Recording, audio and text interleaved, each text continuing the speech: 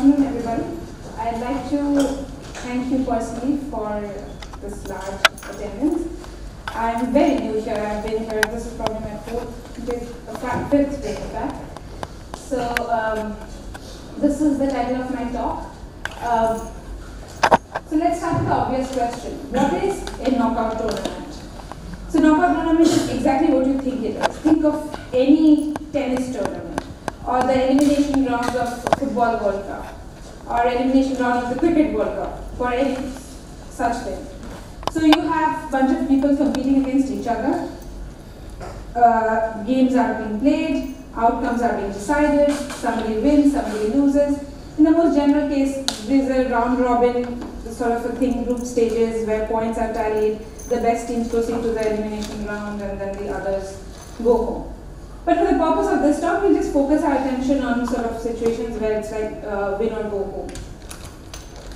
So now, beyond the obvious examples of sporting tournaments, knockout tournaments actually are applicable in other very many different scenarios. For example, in politics, elections, for example, the most obvious example is probably the two-tiered primary system of the American electoral system, where initially you have a primary where various candidates duke it out and a nominee is decided, and then they proceed to the general election. Or for in cases of, say, decision making, you are considering a bunch of different possibilities, each some with some positives and some negatives and so on, and you have to sort of narrow them down. So one of the things to do is to sort of narrow down the possibilities and then look at them again and reassess and sort of narrow them down further till you have sort of one left. So this is basically the context of this talk.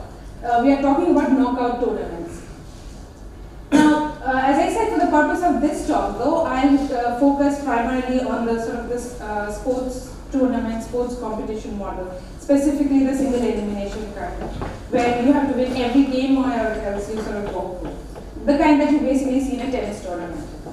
So, for most of us, even people who don't like sports, we all have an opinion on as to who should win or who we like, or more importantly, perhaps who we hate.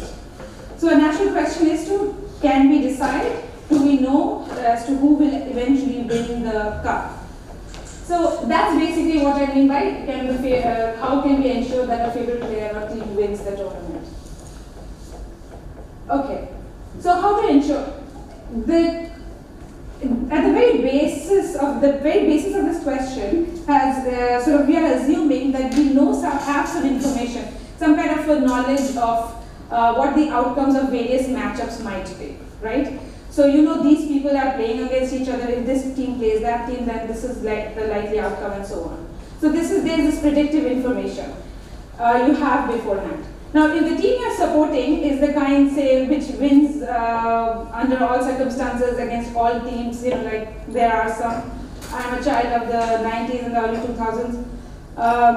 Federer in the early 2000s was like that. The Australian cricket team until maybe 1 year ago. Golden State Warriors, there are teams like that, but essentially that's not needed. You know, to win a tournament, it's not essential that you have to be able to beat everybody who is competing. What really matters is you beat the people you actually will be playing, right? Because generally speaking, not all tournaments are round robin. You don't get to play every single other person that is competing. So sort of that brings us to this thing that if we could just avoid playing, if there was a way that our favorite, the team that we are supporting actually didn't have to play the teams that it didn't have a chance against. So, as an example, as to what I mean by, just to formalize this entire setting as to how one would go about manipulating a tournament, I was thinking of sort of some World Cup knockout stages type of thing. And I thought, well, maybe the Cricket World Cup is just around the corner, and maybe India seems to be doing very well, maybe we'll win, and so on and so forth, but then I didn't want to jinx it, so it's best to talk about the past, okay? So if we just look at the example of the FIFA World Cup that was played last year, we'll see, specifically, I want to focus on the performance of one team, which at least took me by surprise, England, right? So England went all the way up to the semi-final. I think their most ardent fans wouldn't have expected that. But that did happen. And why did it happen? Because when it played Colombia, right? And that game sent England to the quarterfinals when it played Sweden, right? And then it beat Sweden, and then it proceeded to Croatia to play with Croatia. Now, why did England get to play with Sweden? Because when Sweden was matched up against Switzerland, both these games, whatever the outcome, would have been a favorable matchup for England, right? England would have a good chance of winning against Switzerland, or Sweden. It eventually ended up playing Sweden and won and proceeded to the semi-finals.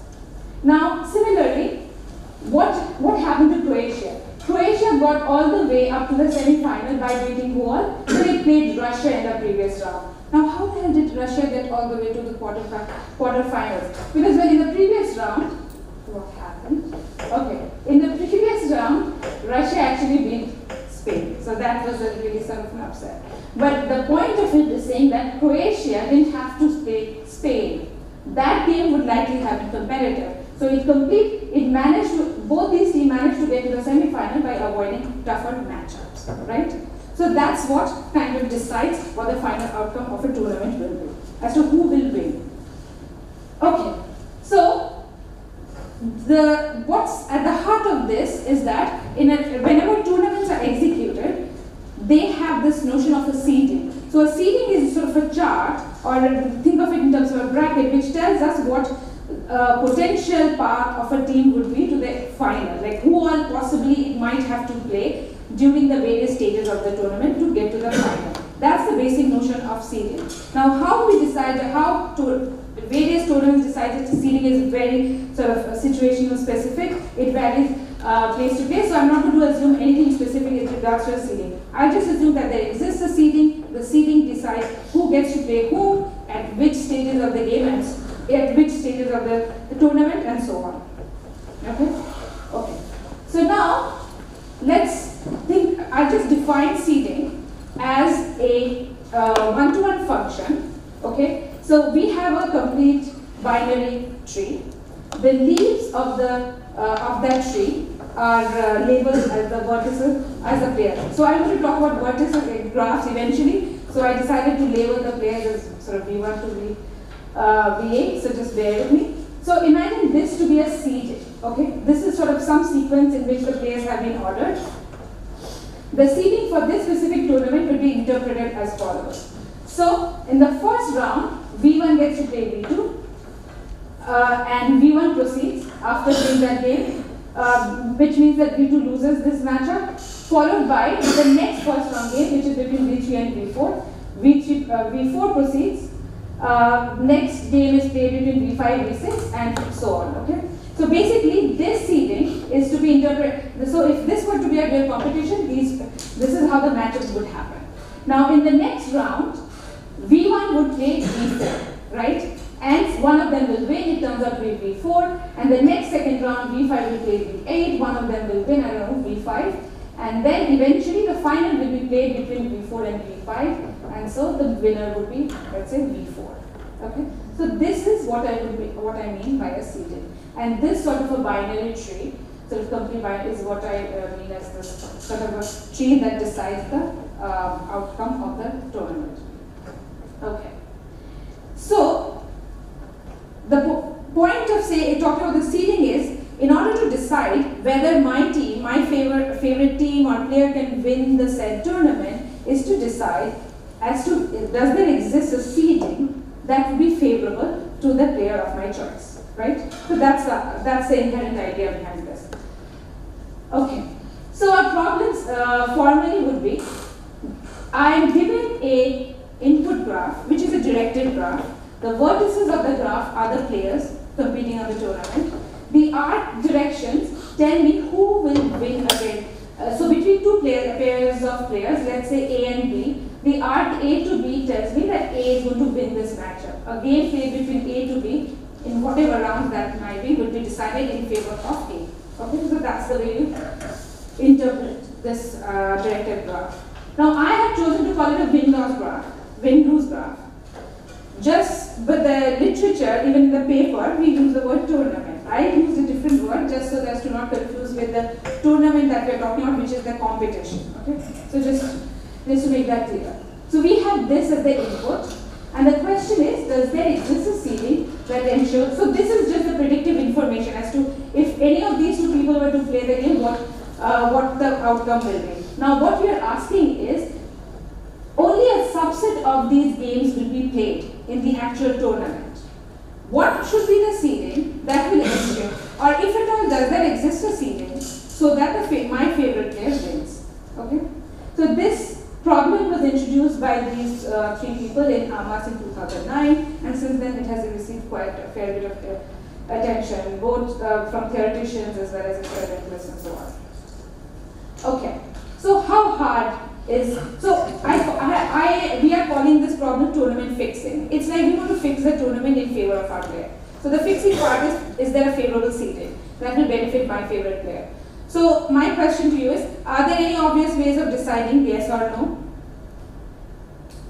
So at the very beginning of the talk I said if there's one dominant player who beats everybody, then obviously that player will always win, right? So in terms of a graph, what would that mean? In terms of this kind of a directed graph, sorry? Sorry?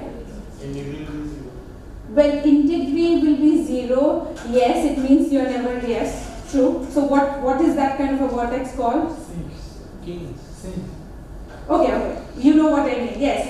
So basically there will be one vertex which will not exactly. So integrity 0 vertex would be the dominant player which cannot be beaten. That's fine. I don't sort of the term.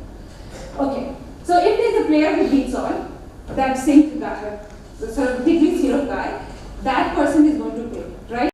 So what does that mean though? That there are no cycles in the graph, right? Do you agree that there are no cycles in the graph? Is that obvious to see? Okay, maybe not, we'll come back to it later. So if the Windows graph is actually acyclic, then we can decide right away whether there exists a favorable tournament. Okay? So this is the easy case. But in general, if you just give me an arbitrary directed graph, by the way, this is not just arbitrary directed graph. This is an arbitrary directed graph where there are arcs between every pair of vertices. So that sort of thing. So for that sort of a graph, it is NP hard to decide whether there exists a favorable ceiling for my chosen player. So in general, it is NP hard. And this was proven by a bunch of, there were lots of others in this list, it's fairly long. So Aziz was the sort of first author, and it was proven relatively recently in AAA 2014. So this is sort of the context of our talk, that this tournament fixing is actually NP hard. But this problem is of relevance. For one thing, it's of relevance to bettors, like people who, bookmakers and so on, people who lay bets on games and so on. It's interesting to us as lay people who are sort of pontificating about outcomes of tournaments and so on. And so let's start with the fact that existence of cycles, right, makes the problem interesting. So what is a cycle? Let's try to visualize what a cycle would be. A cycle means, okay, A beats B, B beats C, but then C will again beat A, if I'm talking about a triangle, right? So it's not a path. So if it were to be A to B to C, then it means A beats B, and again A also beats C, then well, A wins any possible matchups among these three people, right? So having no cycles makes it sort of somewhat, the problem is easy or boring, let's call it that way. So having cycles makes it interesting, right? So makes it interesting, it makes it complicated to decide. So what we want to do is, okay, so the result I'll be presenting primarily in the first part of the talk is the parameterized result, parameterized algorithm. So what when we were thinking of this problem, we were not the first ones to sort of look at it, obviously. The thing is that what kind of parameter would be of interest? It turns out feedback arc set, the smallest number of, a set of edges whose deletion makes, or whose reversal would make the graph acyclic is an interesting parameter to study, right? So I delete these edges and the graph becomes acyclic. So now we are sort of back to the case where I could easily decide whether whether my favorite player can win or not. So we decided that this is sort of an interesting parameter to study. Also, from the point of view of the game sort of the tournament organizer, what does K actually represent? K represents upsets. So if I think of a linear ordering where A beats B, A beats C, A beats D, and so on, everybody who is is the ordering from left to right, the left-hand side vertices beat all the right-hand side vertices up to this point, and then I encounter a vertex for which the arc is actually in the reverse direction to A. That would mean when a player who is being beaten by all these other players is actually able to beat such a highly somewhat dominant player, right? So that would constitute what we generally would think of as an upset. Okay, so that's what we want to think of the parameter K as. So now let's just break this open a little bit and think I'll try to formalize this a little so that I can get to the description of the problem and the algorithm and so on. So suppose that we have the win-loss graph and we are also given the feedback arc set. This just for now, just assume that we are given feedback arc set. What we do is, we take the edges of the feedback arc set, reverse them, and compute a topological ordering on the new graph, okay? And then reverse back, and then reverse the edges, the direction of the edges on the feedback arc set, okay? So what we obtain is an ordering like this. I use this graph to create this ordering, but I mean it's kind of easy to see. A lot of these black edges are left to right edges. All these edges, many of these edges are missing. I just put some of these here. And these red edges are the feedback arc set edges. Okay? So they have so the endpoints of feedback arc set edges are colored red. The starred vertex or the starred player is our favorite player, and so on. Okay? So how I'm going to interpret this ranking is as follows: that A is a really good player. It beats so many of these teams, right? Except F. F is the only player it is not able to beat. Now B is the second dominant player, let's call it, because B is beaten by A as well as my favorite player, and B beats every other player in the competition. Okay, so on. So players that appear towards the left are relatively better than the ones that appear onto the right, but then these are the upset scenarios depicted by these red arcs. So now we go back to our problem. We want to find efficient algorithm for a two-level fixing problem where our parameter is the size of the feedback arc set. Or in other words, K cycles are. So K, if you delete K, let's say the feedback arc set size is K, then it means that there exists some set of K edges in the graph whose deletion makes the graph acyclic. Okay. So now, the question of deciding does there exist a ceiling that ensures that favorite wins the tournament was solved initially by Aziz et al. This is what would we call an EXP algorithm in 2014. It was one of those older papers.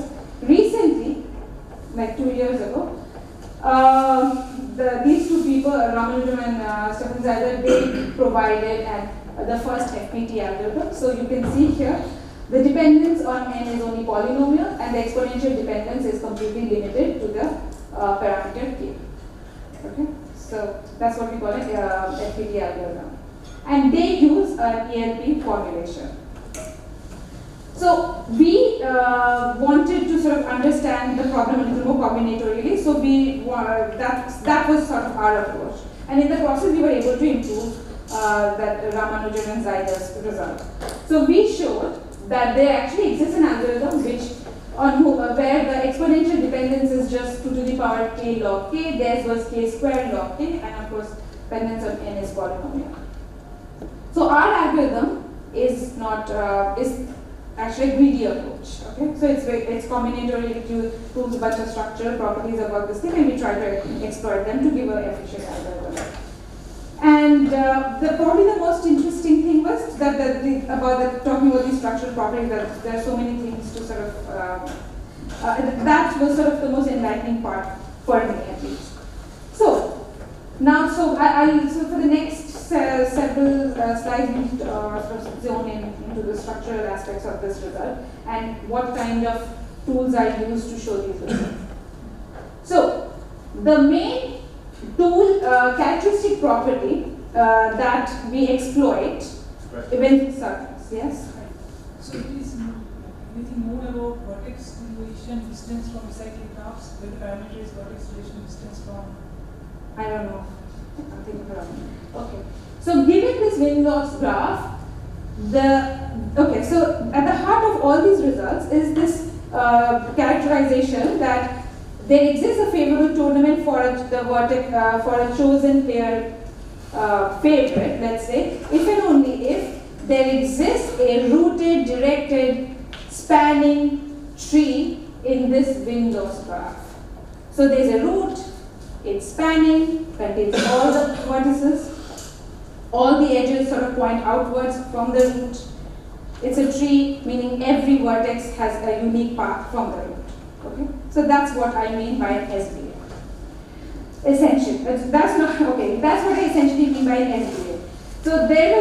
So how do we construct an SBA? It's constructed sort of layer by layer. You first it's a rooted tree, right? So first you build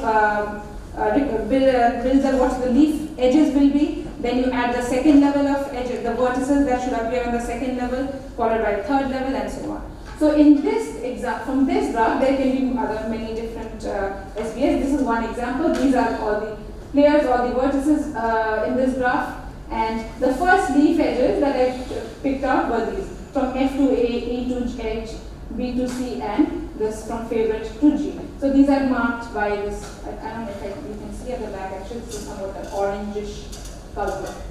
Followed by the level 2 edges, which are this E to F and star to B. Okay, so they are marked here. I'm pretty certain you can't probably see at the back. And then finally, we connect. So before this, see, if you notice here, this is also an SBA in itself, just within the subset of these vertices and this. And finally, we connect the two SBAs and create a bigger SBA, which is this. Okay. So formally, if we were to define an SBA, it's that first you have suppose it's an unlabeled tree, it's just a structured thing that we're talking about. Root is always specified, let's say it's V. A single root V, a single vertex is in itself an SBA, followed by, assuming that I'm given two SBAs of equal size, one rooted at V, U, and the other one rooted at V. I add an edge from V to U, and I create a bigger SBA, which is rooted at V. Okay. So now, if this tree that I created is actually a subgraph of a directed graph, okay, and the sets and the vertex sets are the same, then I call it a spanning binomial arborescence, and it is a labeled spanning arborescence. This is all I mean by an SBA. So from now onwards, I'll just use the word, use the acronym SBA. Now, it was shown a while ago that given a win-loss graph and a favored vertex, let's just continue to call it favorite, there exists a seeding of the vertices in D. The D are the set of players, resulting in where the resulting tournament will be won by favorite if and only if there is an SBA, which is a subgraph of this directed graph D, such that the root is favorite. So in order to answer my original question, it is enough to just answer this question, right? So this is the main sort of characteristic property we have all sort of exploited. Okay, so this was proven in 2010 by Virginia Witness. Now, I will recast this problem and just say that the old question has now been transformed into this new question, where basically we are just looking for an SBA with the root favorite. I will now describe the algorithm very sort of sketchily, and if there is time, maybe I can go back and give you some details. Okay. So there are three stages of the algorithm. First is there's a guessing part, and I'm assuming that I actually have the feedback arc set has been given to me. Okay. So that's not hard. Because I'm looking for a parameterized algorithm with a time complexity of 2 to the power k log k. I can actually find the feedback arc set in 3 to the power k time, because the win-loss graph that I have has the property that if there is a cycle, if and only if there is a triangle, so I can actually decide to have an easy branching algorithm and sort of find a feedback arc set of size k, okay, if one exists. So I'm just going to assume that we have that at hand. So for the feedback arc set, I look at all the vertices that participate in one of those feedback arc set edges, and I call those vertices affected set. So I will use those vertices sort of crucially in my algorithm. So first stage is a guessing stage, followed by a verify stage. What we guessed has to make sense somehow. Not everything, like whatever we guessed, cannot be used because there are lots of, nonsense guesses and so on. What I mean by guesses, I'll try all possibilities basically, and some of them will be discarded. So algorithmic, this guessing is just sort of a sleight of hand term that we use. And finally, we'll use a greedy approach to fill up the blanks that the guessing stage did not. So the guessing part of the algorithm will sort of create a subgraph of the SBA, and then we will do this verification phase to see whether it makes sense to proceed further to the greedy stage, because the guesses might have been absolute nonsense. And then the third stage would be to actually fill in those blanks, right? Whatever was missing would be filled up. And how we fill them up is the greedy approach, okay? Now I just would like to point out that the earlier paper, Stevensider and MSR's paper, also had the first two very similar guess and verify stages, okay? So this is the part, the final part where they use ILP to sort of fill up the missing information, and we use a greedy approach. Okay. So what are we guessing? What we are guessing is a template. So remember, we know the precise vertices that participate in the feedback arc set edges, right? I call them the affected vertices. I know where they are, who they are.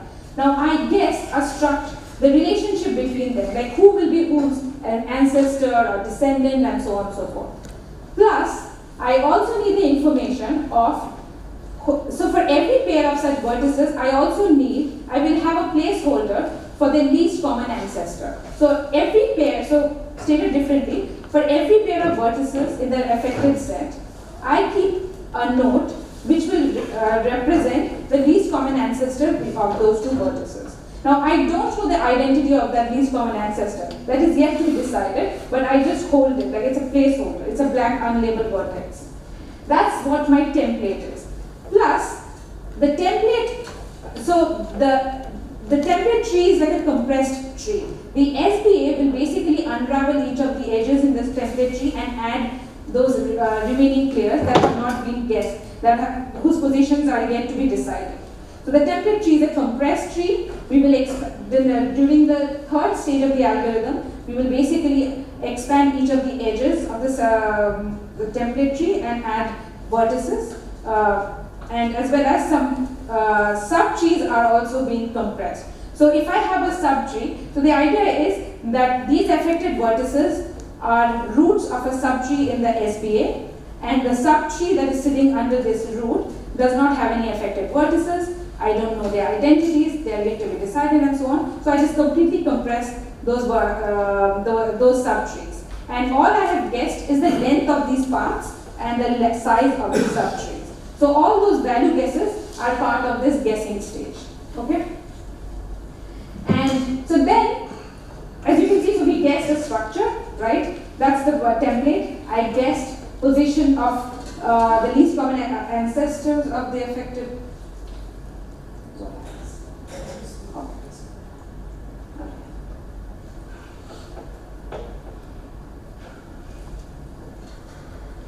Okay, and finally I also guessed those lengths of those compressed edges, what they will eventually be in a real SBA. Okay, so here I'm actually implicitly assuming, I didn't actually say so, that the instance of the problem that I'm given is a yes instance, meaning there exists some hypothetical SBA rooted at favorite. And I'm trying to decide, and I'm trying to compute that SBA. That's sort of at the back of my mind, okay? So if it is a no instance, it would mean, because of my characteristic result in my earlier slide, that there does not exist any SBA rooted at favorite. So all my guesses will fail. For all possible guesses, either they will be not, even for the ones that value-wise make sense, at the greedy stage something will go wrong and I'll have to terminate, okay? So that's the idea, yes. This guessing stage? The third one. Okay, so here it is, So the size of the subtrees and so on, SBA has a lot of structure, there are lots of properties we know about the size and path lengths and so on and so forth. So and SBA, if there are n vertices, there are log n, it's a log n depth tree and so on. So then these sizes are all bounded by that. So a subtree can only be of log n size. Okay, yeah. So I didn't actually say how many. There are so many properties known about SBAs that we probably won't have time to talk about them, but they are actually used to verify these guesses. Okay. So this thing is our guess. These values, do they make sense in terms of an SBA? So one of the simplest properties that the SBA has is the size of an SBA is always a power of 2. Every vertex. The maximum height of the root has height log n. Every vertex will have a size to 1, 2, 4, some power of 2, and so on. So all these are sort of guessed. All those values are sort of verified here. So if the verification stage fails, we exit our algorithm right here. Now, if we are able to proceed all through the verification stage, then we enter the gradient. Here we fill up the paths and subtrees of the template trees. From whom, there's a remaining bag of vertices, right, that have not been used in the template tree, and we sort of resolve what their final position should be in our hypothetical SBA. That's the greedy stage, okay? So we'll come back to it maybe if we have time and how we do this. So now in the after the last vertex has been resolved, what we get is an SBA because it didn't stop at any of the intermediate stages, then we are done. If not, then start with another guess and proceed. Okay, so that's basically the algorithm. So that brings me to the second part of this talk, which is that what happens if no favorable seeding actually exists? Then is there a question of can we bribe players, right? There are these instances of match fixing that do go on. So some better player is sort of bribed to play, sort of throw a game, right? Now nobody ever gets bribed to play better than they can and sort of win a game that they should be able to win because that would be impossible. So it's always that the better player is paid to lose a game. So in our in our formulation, what that means is, can we reverse some arcs in the win-lose graph, and then we ask the question, does there exist an SBA rooted at our favorite vertex? Right? So that's the next question I'm asking. Now obviously this question reduces up to our older question, to our previous question when the number of reversals is 0. Right? So this is a strict generalization. So here in the win-loss, we have the same input, and I also assume that we have the feedback arcs and vertices and so on are given to us. So can we go back to the previous solution? So what part gives you the 2 to the k log k, and what part gives you the polynomial? Okay. In that template? Okay, so the 2 to the power k log k comes in from all these guesses. So the polynomial sort of thing is we are solving a DP during this verification process to sort of see whether all the values together. Because 2 SBAs, they must be of equal length. We should have, if we guess this correctly, and if this is guessed correctly, then for both of these to be the children of the same root, to have the same parent, they must be of equal size and so on. So that's sort of where the polynomial factor comes in. But these values, so the template here is what? It basically has vertices. The labeled vertices here are the feedback arcs and vertices. Let's assume they are k, because at most they have to be 2k, right? If the feedback arc set is of size k. The LCA closure is what I mean here, as in when for every pair of affected vertices, I also know the least common ancestor. So that extended set is at most twice the size. So this template has labeled and unlabeled vertices, maximum 2k, and in between these parts are could be sort of very large. I mean, they could be arbitrarily long and so on. But sort of the guessing part is basically just that's where the 2 part k log k comes in. You said this was roughly this method of the previous work also. Okay, so this part so their ILP is where their bound goes to the 2 power k squared log k. But the IMP is employed where? This third stage. So that part was still 2 to the k log k, but there was an additional. Yes, I believe that is the case, yes, that the first 2 stages is where they had the same sort of, let's call these 2 things like reprocessing phases of a thing, we were the same, but the ILP is where basically it becomes very more expensive. So we are able to do things much more efficiently because we are sort of, we look at what vertex should go where and sort of it narrows down the search space and so on. So the ILP gadgetry, just to put it sort of very vaguely, the ILP gadgetry sort of keeps all that after state. Adding edges, adding arcs, or is it also deleting?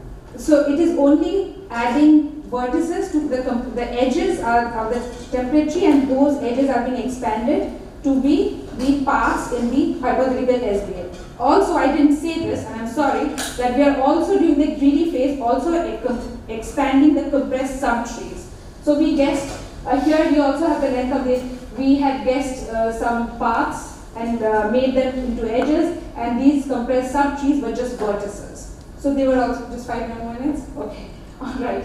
So just rush through this. This is what we had. Okay, this was the original algorithm, the initial problem. So now when we had the case of bribery, it's easy to see because the SBA has size, height log n. If this value L, the number of matches I'm fixing, is at least log n, the answer is always yes. Literally, I bribe every player that my favorite team or guy plays against, they all lose, my guy emerges as the winner, right? So that's a trivial case. So this is only interesting when L is strictly less than log n. Okay, so now we were able to answer, we were able to give 2 algorithms. One is an exact exponential algorithm, 2 to the power n, and another one is, this is where we have the sort of the 2 to the power k squared log k poly n. We had to do some more work, and we made subroutine calls to our earlier algorithms. Okay, so that okay. So because I don't have much time, I'll just say that the crux of this second algorithm was in showing some combinatorial properties, some interesting things. I'll just say it off quickly. It turns out that if there exists a way to bribe players such that my favorite player will emerge as the winner, then it's enough to just bribe teams that are playing against my favorite guy. Now that's not purely correct. Sometimes because in tournaments there are these ripple effect, somebody like that England type situation, right? England World Cup, somebody loses a game that they shouldn't have, and the winner of that game plays me, and I'm benefiting from it because I can beat that team and so on. It doesn't happen here. It's very straightforward in that way. That it's actually enough to bribe people who are playing against you. Bribe to do what? Bribe to, okay, so I'm using the word bribe just to not to use a long technical term. It's basically reversal of arcs. So I'm saying that my win-lose graph, as it is presented to me, does not have an SBA rooted at my favorite vertex. Now I'm asking, are there L edges, L arcs in this win-lose graph that can be reversed? And then does there exist an SBA rooted at the favorite vertex? So that's what I mean by bribery. Okay, so I just bribe to lose. Yes, yes. You can never bribe somebody to win a game they are not otherwise. Okay. So that you get that for each loss you have to pay. Yes. Separately. Right, and that's you don't get to buy the player. Yes. And make them lose whatever they want. no, exactly. So this is why every arc counts as one cost. So that's why at most L arc reversals. So you have limited amount of money to bribe, I suppose.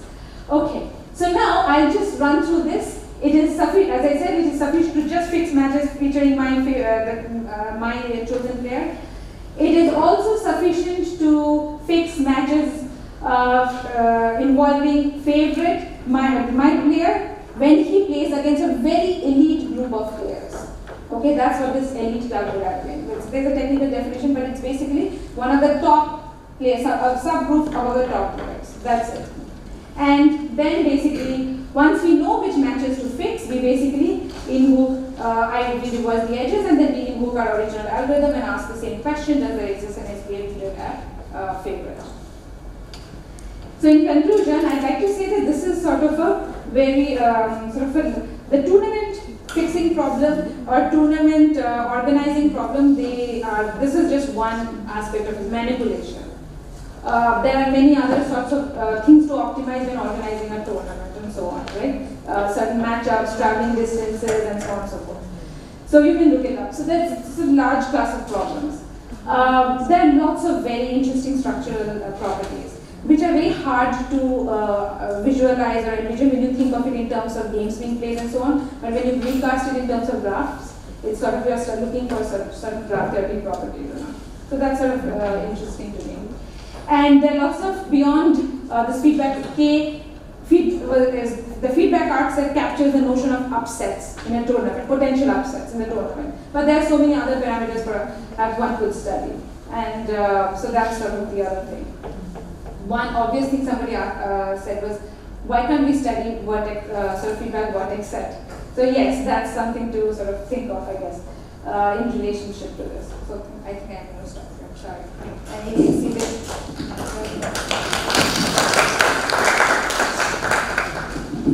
One question?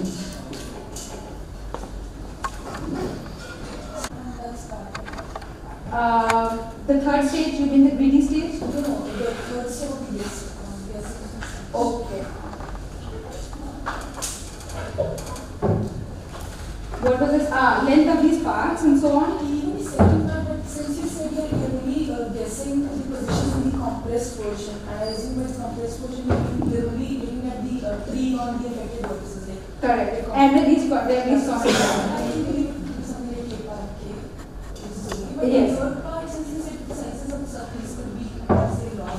Created, like for every pair of affected vertices, we look at this least common ancestor. And we don't know the identity, it's just like we guess where that might be. Like two vertices here, the least common ancestor is some place here. So what we guess is, what we compress is the length of the path from here to this ancestor. The length of the path from this common ancestor to this. This is the path that I'm compressing.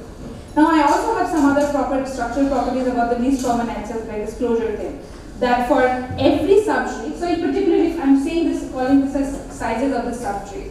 So for every subtree, you can only have two neighbors that are outside of this thing.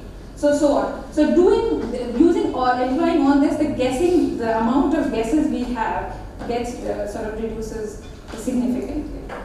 So that's sort of part. That's where we use effectively the properties of the structure, sort of the size properties of the SPA.